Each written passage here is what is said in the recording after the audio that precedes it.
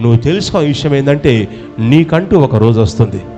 విమానంలో చనిపోయారు. విమానంలో చనిపోయే వాళ్ళంతా కూడా గొప్ప గొప్ప వాళ్ళండి. వాళ్ళు మామూలు కాదు, గొప్ప గొప్ప వాళ్ళు. లండన్లో స్థిరపడ్డ వాళ్ళు చాలామంది క్షణాల్లో కాలిపోయారు, క్షణాల్లో చనిపోయారు. జీవితం ఎంత చిన్నదో ఒకసారి ఆలోచించండి.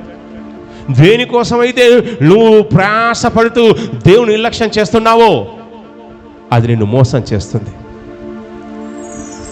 బ్రతుకున్నంతసేపు మట్టి నీ కాళ్ళ కింద ఉంటుంది. నువ్వు చచ్చాక మట్టి నీ ఒంటి మీద ఉంటుంది. ఆ విషయం తెలుసుకోండి. కానీ వాక్యం సెలవిస్తుంది, యేసయ్య నువ్వు ఏకరీతిగా ఉన్నవాడవు, నీ సంవత్సరాలు తరగవు, నువ్వు సదాకాలం జీవించేవాడవు.